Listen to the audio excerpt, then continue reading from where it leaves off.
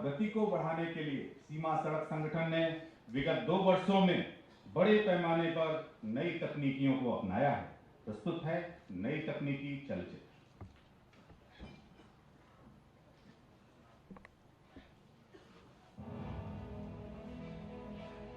सीमा सड़क संगठन ने उन्नत टेक्नोलॉजी का इस्तेमाल करते हुए देश निर्माण में अपनी कार्य कुशलता का भरपूर प्रमाण दिया है।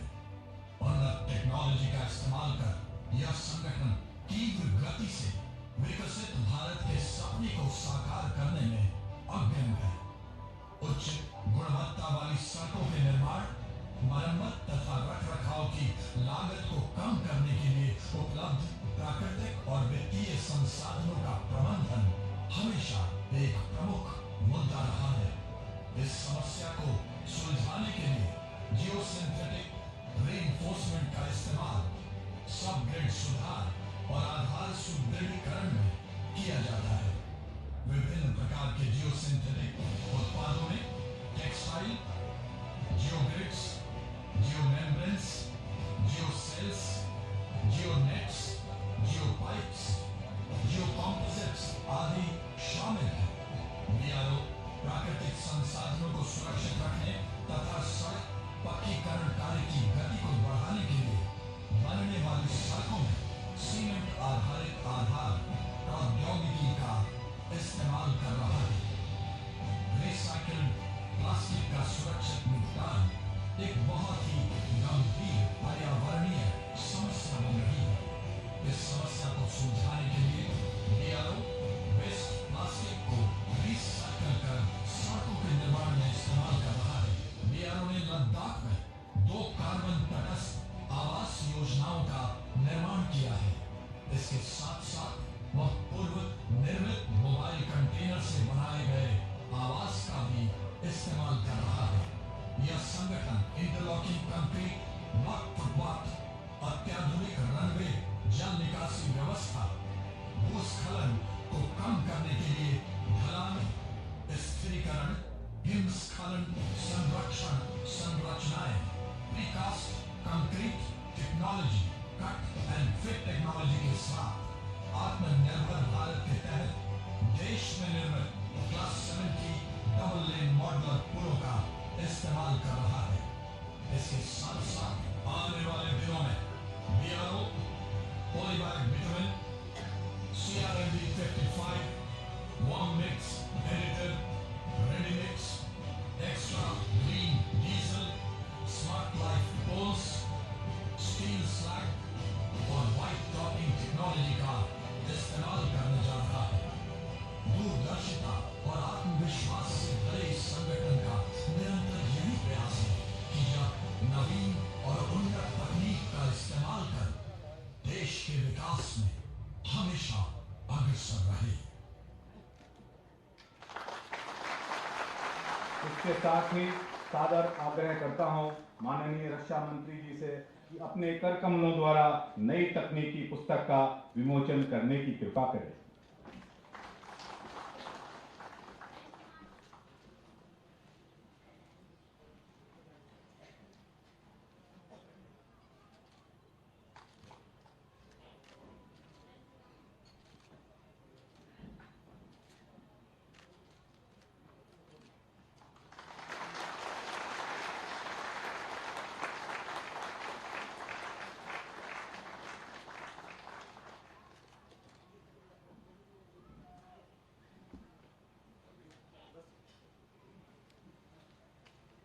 अब हम 28 आधारभूत संरचनाओं के निर्माण में चुनौतियों को दर्शाते हुए एक चलचित्र प्रस्तुत करते हैं।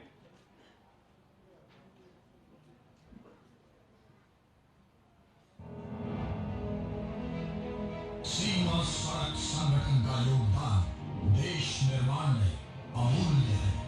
इस संगठन ने अब तक 7,500 किलोमीटर से अधिक सड़क, 893 स्थायी पुलों, 19 हवाई पट्टियों और 18 किलोमीटर लंबी सुरंगों का निर्माण सबसे दुर्गम इलाके और कठिन मौसमी हालात में सफलतापूर्वक पूरा किया है। इस वर्ष माननीय रक्षा मंत्री ने अमृत महोत्सव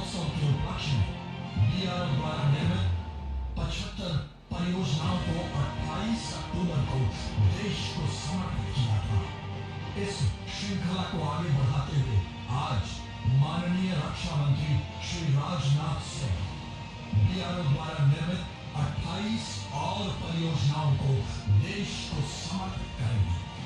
इसी के साथ साथ माननीय रक्षा मंत्री बीआरओ और भारतीय अंतरिक्ष अनुसंधान संगठन इसरो की विकास और संचार इकाई द्वारा निर्मित टेली मेडिसिन नोड का भी उद्घाटन करेंगे और सड़कों के निर्माण के लिए उपयोग में आने वाले नई तकनीकों पर बने संग्रह का विमोचन भी किया जाएगा। इन परियोजनाओं में 5 पुल केंद्रीय शासित प्रदेश जम्मू व कश्मीर,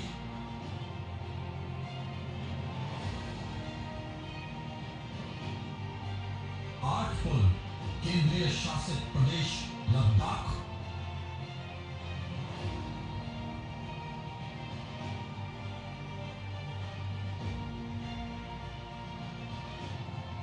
2 पुल उत्तराखंड, 3 पुल सिक्किम तथा 4 पुल अरुणाचल प्रदेश में शामिल है। इसी के साथ साथ 3 सड़कों का निर्माण हुआ है, जिसमें एक सड़क केंद्रीय शासित प्रदेश जम्मू व कश्मीर, एक सड़क उत्तराखंड, एक सड़क अरुणाचल प्रदेश में शामिल है। माननीय रक्षा मंत्री श्री राजनाथ सिंह ने बीआरओ द्वारा निर्मित 103 परियोजनाओं को वर्ष 2022 में देश को समर्पित किया है।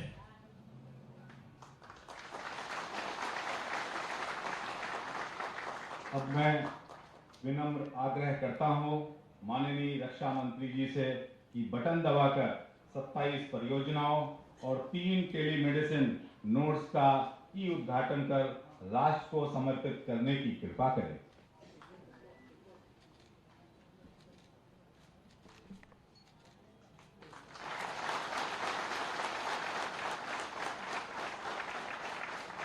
धन्यवाद माननीय रक्षा मंत्री।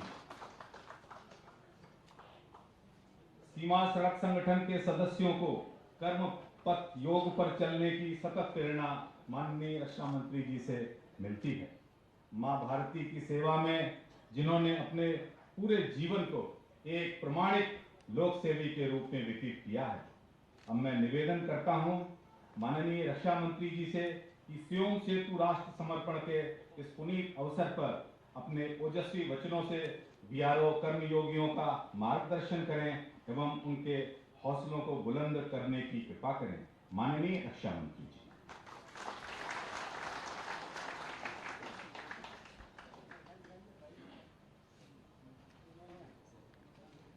हमारे अरुणाचल प्रदेश के बहुत ही लोकप्रिय है। शायद आप लोगों को इस बात की जानकारी नहीं होगी। आप समझते होंगे कि वह अरुणाचल प्रदेश के मुख्यमंत्री हैं और उनकी लोकप्रियता और उनकी मान्यता केवल अरुणाचल प्रदेश की सीमाओं तक ही सीमित है। लेकिन आपके मुख्यमंत्री श्री पेमा खांडू जी के बारे में आपको मैं बताना चाहता हूं कि अरुणाचल प्रदेश से कहीं अधिक मान्यता जो लोग भी भारत की राजनीति से परिचित हैं, पूरे भारत में आपको देखने को मिलेगी। उनकी सादगी, उनकी सरलता, उनकी कर्तव्य निष्ठा। मैं समझता हूं कि अरुणाचल प्रदेश के लिए गौरव का विषय है। ऐसे यहां के यशस्वी मुख्यमंत्री श्री पेमा खांडू जी, मेंबर ऑफ पार्लियामेंट, आपके संसद सदस्य जो बराबर भारत की संसद में आपकी समस्याओं को उजागर करते रहते हैं, ऐसे श्री तापिर गाव जी और यहां के local MLA Shri Ojing Tasing ji, lieutenant general RP Kalita GOCC Eastern Command, lieutenant general Rajiv Chaudhary DGBRO, lieutenant general RC Tiwari GOC 3 corps और वीसी के माध्यम से जुड़े सारे देश भर के हमारे सम्मानित जनप्रतिनिधिगण, अधिकारी वर्ग, देवियों व सज्जनों, सबसे पहले मैं अपनी तरफ से आप सभी बहनों भाइयों को, केवल आप ही को नहीं बल्कि पूरे अरुणाचल प्रदेश के बहनों भाइयों को नव वर्ष की हार्दिक शुभकामनाएं देता हूं। और आज इस बॉर्डर रोड ऑर्गेनाइजेशन द्वारा जैसा आपको बताया गया है कि देश के 7 स्टेट्स यूटी, जिसमें अरुणाचल प्रदेश है, सिक्किम है, जम्मू कश्मीर, लद्दाख, राजस्थान और पंजाब तथा उत्तराखंड के सीमावर्ती इलाकों में 28 इंफ्रास्ट्रक्चर प्रोजेक्ट को राष्ट्र के रूप में आज समर्पित किया जा रहा है। एक साथ इतने इंफ्रास्ट्रक्चर प्रोजेक्ट्स का उद्घाटन सीमाई इलाकों के विकास के प्रति सरकार और बीआरओ के सम्मिलित प्रयासों का ही यह परिणाम है। नए साल के अवसर पर सीमावर्ती इलाकों में जनता को इन प्रोजेक्ट से बेहतर शायद ही कोई और उपहार दिया जा सकता है। साथियों, अरुणाचल प्रदेश के कर्मठ मुख्यमंत्री श्री पेमा खांडू जी के नेतृत्व और मार्गदर्शन में इस प्रदेश ने पिछले कुछ वर्षों में डेवलपमेंट के नए आयाम स्थापित किए हैं। हेल्थ हो, एजुकेशन हो, ट्रांसपोर्ट हो या टूरिज्म हो, ऐसे लगभग सभी सेक्टर्स में इस ऊंचे प्रदेश ने नई ऊंचाइयों को हासिल करने में कामयाबी प्राप्त की है। और आज यह उद्घाटित हो रहा यह सियोंग ब्रिज इस रीजन सहित समस्त अरुणाचल प्रदेश के विकास को नई रफ्तार देगा, ऐसा मेरा पूरा विश्वास है। मैं बॉर्डर रोड ऑर्गेनाइजेशन, संबंधित सारे स्थानीय लोगों सहित समस्त देशवासियों को इस अवसर पर हार्दिक बधाई देता हूं और इन प्रोजेक्ट्स को राष्ट्र को समर्पित करता हूं। मेरे बहनों भाइयों, पिछले कुछ वर्षों में बीआरओ ने जिस भावना और गति के साथ विकास कार्यों को अंजाम दिया है, उसकी जितनी भी सराहना की जाए वह कम है। अधिक से अधिक सीमावर्ती क्षेत्रों को जोड़ने की योजना यह हमारी सरकार की प्राथमिकताओं में है, ताकि वहां रहने वाले लोगों को विकास के साथ साथ उनमें व्यवस्था के प्रति एक विश्वास की भावना भी विकसित हो सके। अभी कुछ ही समय पहले अक्टूबर 2022 में बॉर्डर रोड ऑर्गेनाइजेशन द्वारा आजादी के अमृत महोत्सव के उपलक्ष्य में 75 इंफ्रास्ट्रक्चर प्रोजेक्ट्स का उद्घाटन किया गया था। और इसके अंतर्गत मैंने लद्दाख में श्योक ब्रिज का उद्घाटन किया था। इस पुल के पूरा होने से सभी मौसमों में हमारी आर्म फोर्सेस के हैवी इक्विपमेंट, टैंक्स और गन्स का दुर्गम श्योक नदी को तेजी से पार करना सुनिश्चित होगा और हमारी रक्षा में भी स्वाभाविक रूप से बढ़ोतरी होगी। और इस दौरान जब मैं लद्दाख गया था तो मैं वहां के लोगों से मिला था और उससे मैंने बातचीत भी की थी और मुझे अच्छी तरह याद है कि भारत माता का जय हो, भारत माता की जय का उद्घोष वहां के लोगों ने किया था। भारत माता की जय का यह उद्घोष जो श्योक के किनारे वहां के लोगों और हमारे बॉर्डर रोड ऑर्गेनाइजेशन के जवानों ने मिलकर लगाया था, थोड़ी देर के लिए मानो उस विसर्जन में भी उल्लास भर गया था और पत्थरों में भी तरंगें उठने लगी थी। यह देखकर भारत की राष्ट्रीय एकता और अखंडता पर मेरा विश्वास और गहरा हो गया था और वह केवल एक उद्घोष भर नहीं था, केवल एक जय जयकार भर नहीं था, बल्कि हमारे देश की संप्रभुता को अक्षुण्ण रखने का बीआरओ और सेना और आम नागरिकों का एक मिला जुला संकल्प था। वह एक विश्वास का उद्घोष था कि चाहे कुछ भी हो जाए पर हम भारत माता की आन बान शान पर किसी भी सूरत में आंच नहीं आने देंगे। मुझे उनके चेहरे पर खुशी साफ तौर पर दिखाई दे रही थी। उन्होंने बताया कि चाहे डेमचौक हो या डीएफ दौलत बेग ओल्डी सेक्टर, लद्दाख में रोड्स के डेवलपमेंट की गति, यह सब अभूतपूर्व है। पहले डेमचौक में लोगों को दर्रा पार करने के लिए घोड़ों और खच्चरों का इस्तेमाल करना पड़ता था, पर आज वे किसी भी वाहन से यात्रा कर सकते हैं। वैसे तो सुनने में यह बड़ी साधारण सी बात लगती है, पर जो लोग अब तक बिना किसी रोड इंफ्रास्ट्रक्चर के अपनी जिंदगी बिताते आए हैं, उनके लिए यह डेवलपमेंट बहुत बड़ी बात है। साथियों, बदलती दुनिया, बदलते समय और राष्ट्रों के बदलते इंटरेस्ट के मद्देनजर किसी भी राष्ट्र को अपने आप को सशक्त रखना एक बहुत बड़ी आवश्यकता है। दुनिया में आए दिन किसी न किसी प्रकार के कॉन्फ्लिक्ट की स्थिति, संघर्ष की स्थिति पैदा होती हुई दिखाई देती है। हालांकि भारत हमेशा युद्ध के खिलाफ रहा है और यही हमारे भारत की नीति रही है। और यह कोई आज की बात नहीं है। भारत एक ऐसा देश है जिसने कि पूरे विश्व को वसुधैव कुटुंबकम यानी the whole world is family यह संदेश दिया है। हमने भारत की सीमा में रहने वाले लोगों को ही अपने परिवार का सदस्य नहीं माना है, बल्कि पूरे विश्व की धरा पर रहने वाले लोगों को अपने परिवार का सदस्य मानने वाला दुनिया का इकलौता देश यदि कोई है तो हमारा और आपका देश है भारत। मैं आपको याद दिलाना चाहता हूं कि भगवान श्री राम ने हमें सिखाया है कि शस्त्र धारण किया जाता है तो शास्त्र अथवा धर्म व मर्यादा की रक्षा के लिए शस्त्र धारण किया जाता है। श्री राम ने हमें यह भी सिखाया है कि दूसरे देशों और राज्यों पर आधिपत्य के लिए युद्ध नहीं किया जाना चाहिए। लंका पर विजय पाने के बाद उन्होंने स्वयं राजा न बनकर न्याय संगत व्यवहार करते हुए विभीषण जो उन्हीं के उत्तराधिकारी थे उन्हीं को राजा बनाया था। भगवान बुद्ध ने भी हमें अहिंसा का ही पाठ पढ़ाया है। इसी महान विरासत के चलते भारत ने कभी भी कोई युद्ध अपनी तरफ से प्रारंभ नहीं किया और न ही किसी देश की 1 इंच जमीन पर भारत ने कभी कब्जा किया है। यदि कोई हमारी इस सदाशयता या शांति प्रियता को हमारी कमजोरी समझने लगे तो मैं उसे बताना चाहूंगा कि हम शांति के उपासक तो हैं ही, हम शक्ति के भी उपासक हैं। भगवान श्री कृष्ण ने भी श्रीमद् भागवत गीता में हमें धर्म की रक्षा के लिए न्याय और सत्य की रक्षा के लिए युद्ध करने की प्रेरणा दी है। अभी कुछ समय पहले हमारे माननीय प्रधानमंत्री श्री नरेंद्र मोदी जी ने this is not the era of war यह कहकर भारत के संकल्प को पुनः साफ कर दिया है और दुनिया का ध्यान इस संकल्प की ओर उन्होंने आकर्षित किया है। यानी हम युद्ध में यकीन नहीं रखते, पर अगर हम पर युद्ध थोपा जाता है तो हमने उसका जमकर मुकाबला किया है और आगे करेंगे भी, इस पर भी हमारा पूरा यकीन है। इसके लिए हमें हमेशा तैयार रहना चाहिए और हम तैयार हैं।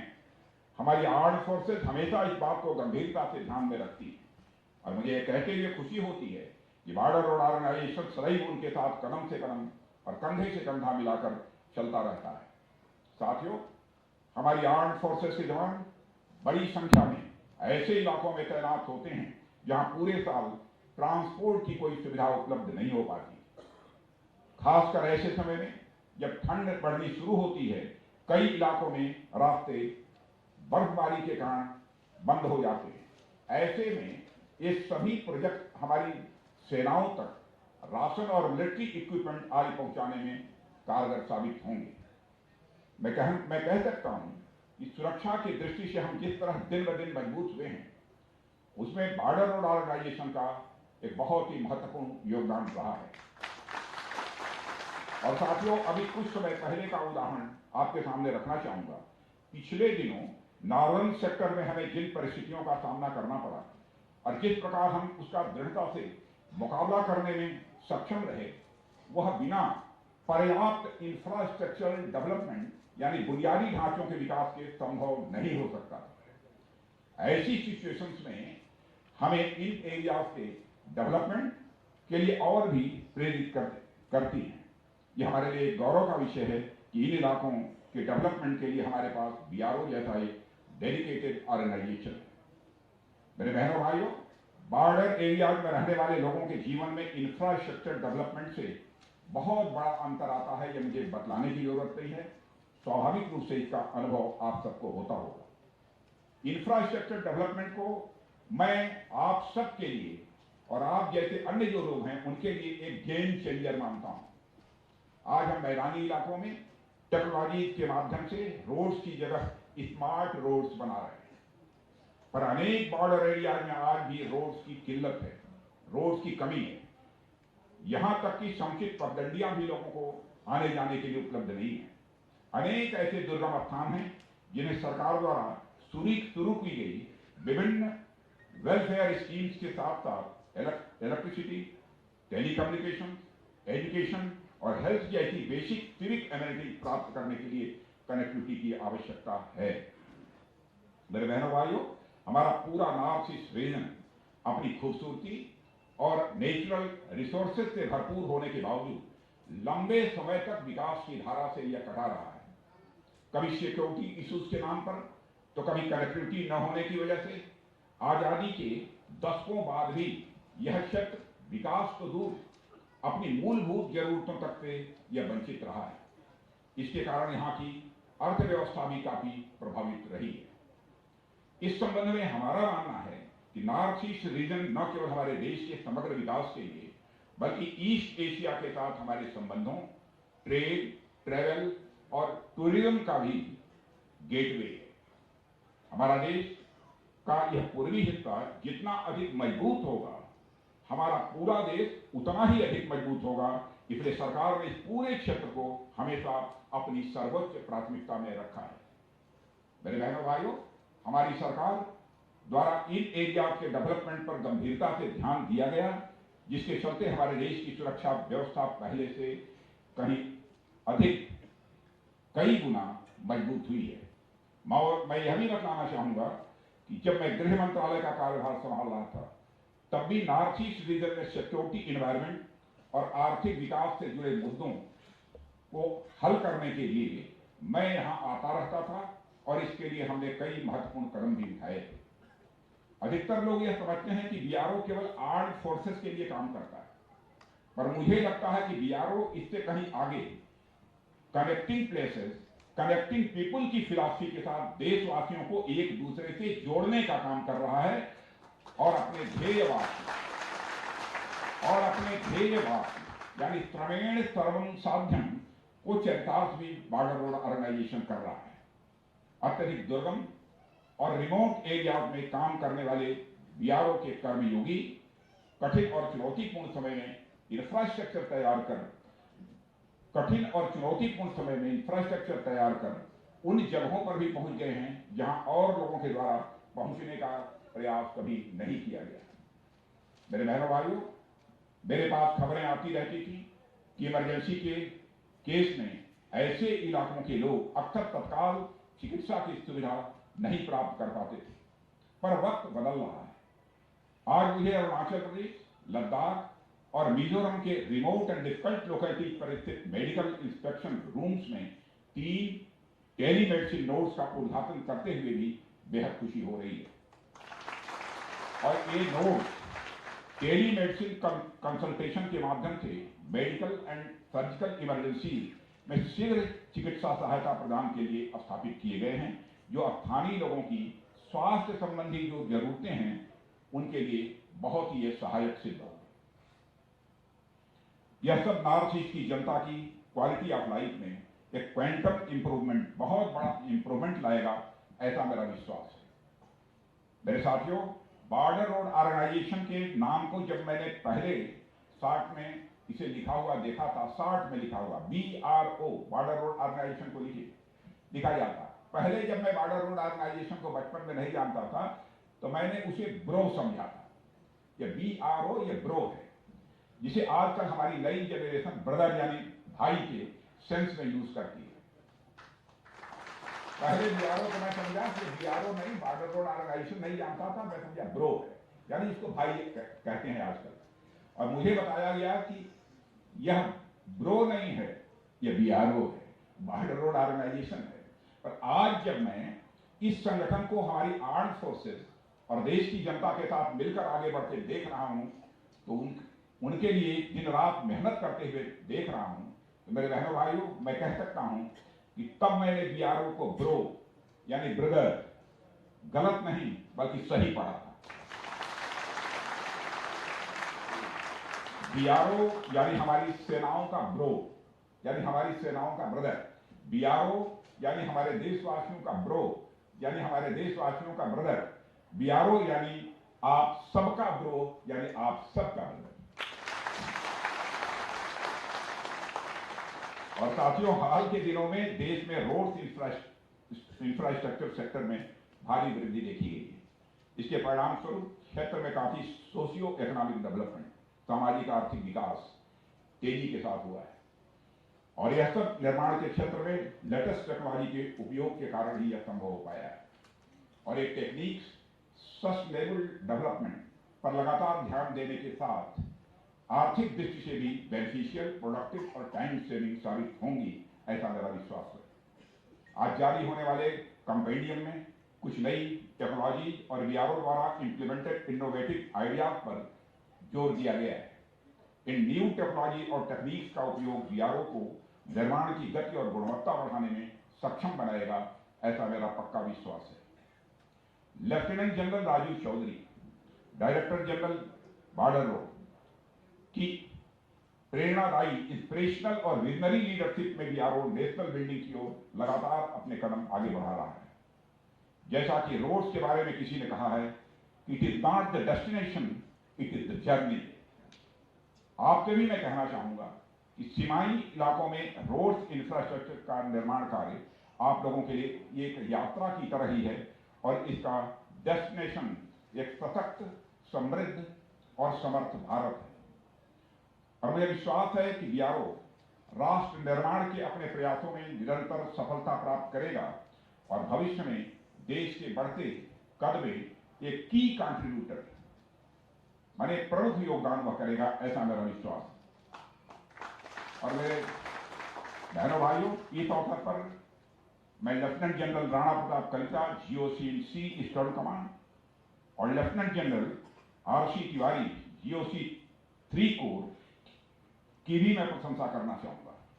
आर्मी के सहयोग व समन्वय से यह ईस्टर्न कमांड की एरिया में बीआरओ बहुत अच्छा काम कर पा रहा है। सबके कोऑर्डिनेशन के कारण ही यह संभव हुआ है। मैं हमारी arm forces, department of defence और एमओडी को भी इन उपलब्धियों के लिए हार्दिक बधाई देता हूं और आप सभी सदैव कुछ नया करते रहिए और राष्ट्र को नई ऊंचाइयों पर ले जाने में अपना योगदान देते रहिए। इसके लिए मैं आप सभी को भी अपनी तरफ से हार्दिक शुभकामनाएं देता हूं।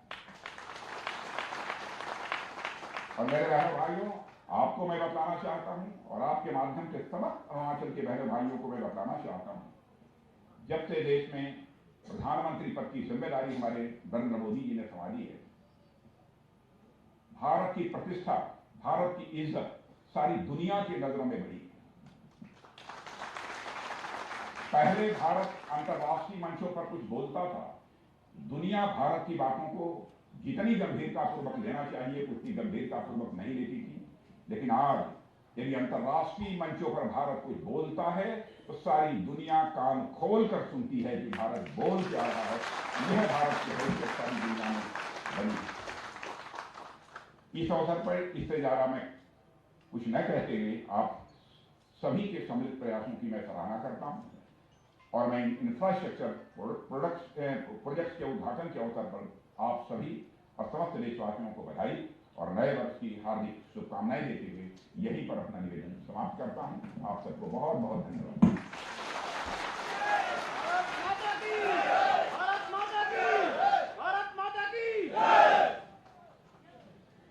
बहुत धन्यवाद माननीय रक्षा मंत्री जी। अब मैं निवेदन करता हूं सीमा सड़क महानिदेशक महोदय से कि वे माननीय रक्षा मंत्री जी को स्योम सेतु राष्ट्र समर्पण के इन पलों को अमर करते हुए स्मृति चिन्ह प्रदान करने की कृपा करें। महानिदेशक महोदय।